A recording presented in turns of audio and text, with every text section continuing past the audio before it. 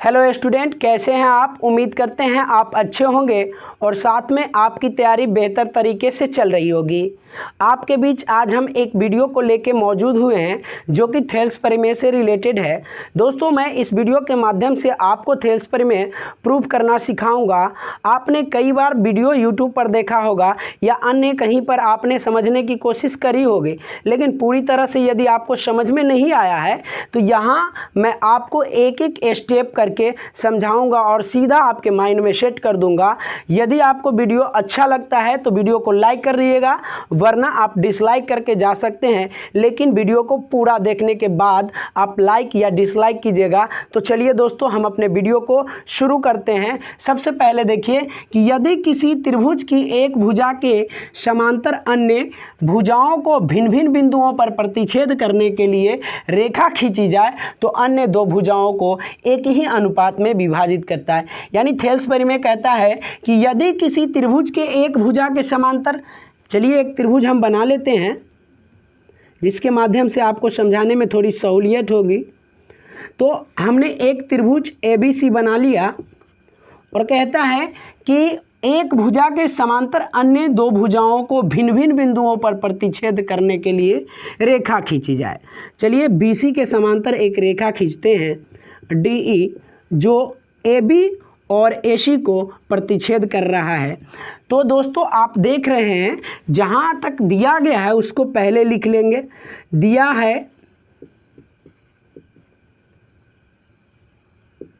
क्या दिया गया है कि BC समांतर जो है DE के, BC समांतर है DE के, और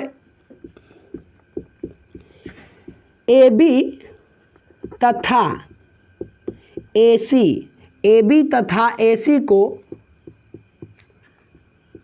D और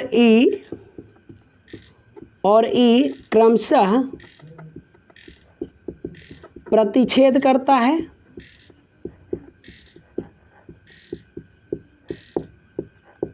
इतनी चीज़ें आपको दे दी गई है कि AB और AC को D और E प्रतिच्छेद करता है, तो आपको प्रूफ क्या करना है। प्रूफ करना है, प्रूव दैट, आपको प्रूव करना है कि AD और by DB equal to AE by EC। ये आपको प्रूफ करना है कि AD और बाई DB जो है इस दोनों का रेशियो AE और EC के रेशियो के बराबर होगा। तो दोस्तों, सबसे पहले अब इसमें रचना करना है हमें। रचना में क्या करना है कि यहाँ से यहाँ लंब खींच देना है, फिर यहाँ से यहाँ लंब खींच देना है, और इसको आप M और N लिख लो।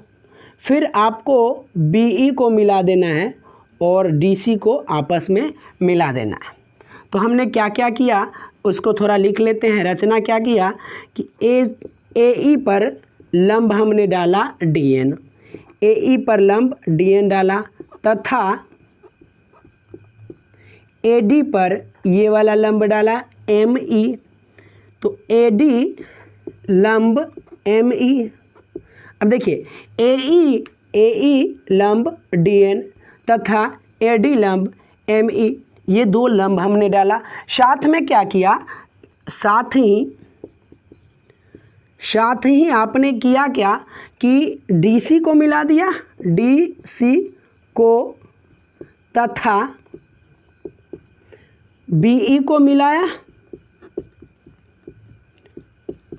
इतना काम करने के बाद सीधा आपको प्रूफ वाले सिस्टम पे पहुंचना है। प्रूफ जहाँ से हम करते हैं उस पर पहुंचना है। तो देखिए, इसको प्रूफ करने के लिए इन दोनों के एरिया के ऊपर आपको डिपेंडेंट होना पड़ेगा। इनके एरिया आप बता सकते हो, इनके एरिया और इनके एरिया, दोनों का एरिया जो होगा वो सेम होगा। जैसे आप इसका फिगर एक और बना सकते हो। तो मैं यहाँ से आपको एक ऐसे खींच देता हूँ और साथ में इसका नाम मैं दे देता हूँ। यहाँ से ऐसे हमने खींचा तो ये AEB निकल के आया, जिसमें कि यहाँ से ये मिला हुआ है, और फिर यहाँ से एक लंब यहाँ डाला गया है और आपको इन्हीं में से जो है प्रूफ करने हैं। तो प्रूफ करने हैं और यहाँ से एक और रेखा है, तो इस तरह का ये वाला जो फिगर है वो है, तो यहाँ से आपको प्रूफ करने हैं। तो चलिए पहले ए ई बी के अंदर जो दो त्रिभुज है, एक तो ए डी ई है और एक डी बी ई है, दोनों का क्षेत्रफल का अनुपात निकालते हैं।